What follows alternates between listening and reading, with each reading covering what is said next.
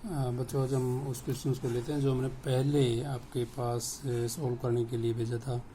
इसमें देखिए बच्चों, कार्य की इकाइयाँ हैं 1, 2, 3, 4, 5 और 6। जैसे जैसे आपने श्रम की इकाइयाँ यानी उत्पादन को बढ़ाने के लिए अल्पकाल में हम केवल श्रम की इकाइयाँ यानी परिवर्तनशील कारक की इकाइयों में परिवर्तन कर सकते हैं।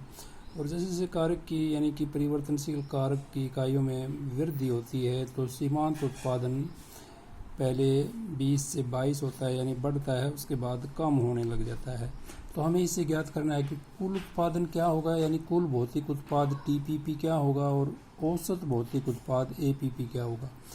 बच्चों इनमें कंफ्यूज होने की जरूरत नहीं है। कुल भौतिक उत्पाद यानी कि कुल उत्पाद ही होता है और औसत भौतिक उत्पाद आपका औसत उत्पाद है यानी एपी है और ये आपका टीपी है। तो सीमांत उत्पाद की सभी इकाइयों को हम जोड़ेंगे तो हमारा कुल उत्पादन हो जाएगा। जैसे जैसे श्रम की पहली इकाई है तो कुल सीमांत उत्पाद 20 है तो कुल उत्पाद भी 20 ही रहेगा। और बच्चों दूसरी इकाई का सीमांत उत्पाद 22 है यानी कि दूसरी इकाई को जब काम पे लगाया तो 22 अतिरिक्त वस्तुओं का उत्पादन हुआ। तो दो इकाइयों का कुल उत्पादन क्या होगा, पहली का 20 और दूसरी का 22, तो दोनों का भौतिक उत्पादन हो जाएगा बच्चों। दोनों का जो सीमांत उत्पाद हो जाएगा 20 प्लस में 22 यानी कि 44, 44 इकाइयाँ आपकी हो जाएगी कुल उत्पाद। और तीसरी इकाई को जब काम पे लगाया जाता है तो 18 इकाइयों की वृद्धि होती है उत्पादन में, सीमांत उत्पादन में 18 इकाइयों की। तो कुल उत्पादन कितना हो जाएगा, तो 44 में हम 18 को प्लस कर देंगे, 44 प्लस 18 यानी कि 62 हो जाएगा हमारा कुल भौतिक उत्पाद। इसी प्रकार बच्चों चौथी इकाई को जब काम पे लगाया तो 16 इकाइयों की वृद्धि होती है, तो इसमें 62 में हम 16 को प्लस कर देंगे यहाँ पर, तो ये हो जाएगा बच्चों हमारा 78। तो कुल उत्पाद हमारा 78 हो जाएगा। पाँचवीं इकाई का जो सीमांत उत्पाद है वो इसमें प्लस कर देंगे हम, 78 प्लस 14 तो ये हो जाएगा हमारा 92।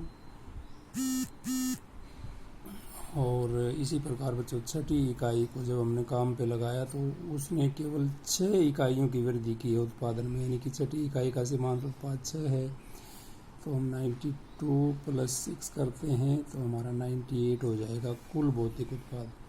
यानी कि जैसे पिछले एग्जाम्पल में हमने सीखा था, यानी सीमांत उत्पादन की सक्सेसिव यानी क्रमानुसार इकाइयों को जोड़कर कुल उत्पाद की गणना की जाती है। यदि एक इकाई का कुल उत्पाद का ज्ञात करना है तो 20 ही है, 2 का ज्ञात करना है तो 20 प्लस 22 दोनों को जोड़ दीजिए। अगर 3 इकाइयों का कुल उत्पाद ज्ञात करना है तो 20 प्लस 22 प्लस 18 62। 4 इकाइयों का ज्ञात करना है तो बच्चों 20 प्लस 22 प्लस 18 प्लस 16 तो हमारा आ जाएगा 78। तो इस प्रकार हमने देखा है कि सीमांत उत्पाद की क्रमानुसार इकाइयों को जोड़कर कुल उत्पाद की गणना की जाती है। और बच्चों औसत उत्पाद, जब हमारे पास कुल उत्पादन है और औसत उत्पाद की गणना करनी है तो कैसे हमने करना है, कुल उत्पाद डिवाइडेड बाई कारक की इकाइयाँ। बिकॉज हमने फार्मूले में लर्न किया था एपी होता है बच्चों टीपी डिवाइडेड बाई एल मतलब लेबर यानी कि श्रम की इकाइयाँ। तो कुल उत्पाद को श्रम की इकाइयों से हम भाग देंगे। तो पहली जब इकाई को हमने काम पे लगाया तो कुल उत्पादन किसी भी फर्म ने जब श्रम की एक इकाई को कार्य पे लगाया तो 20 वस्तुओं का उत्पादन है। तो औसत उत्पाद क्या होगा, 20 डिवाइडेड बाई 1, 20 को हम 1 से भाग कर देंगे तो बच्चों 20 हमारा आ जाएगा औसत उत्पाद। इसी प्रकार हम 44 डिवाइडेड बाई 2 22 हो जाएगा। 62 डिवाइडेड बाई 3 क्योंकि 3 इकाइयों का कुल उत्पादन है 62, तो 62 डिवाइडेड बाई 3 बच्चों ये हो जाएगा आपका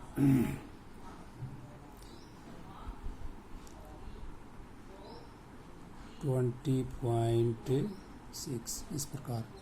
और बच्चों फिर आप 78 डिवाइडेड बाई 4 कर दीजिए, 19.5 हो जाएगा आपका ये। फिर आपको 92 डिवाइडेड बाई 5 कर दीजिए बच्चों,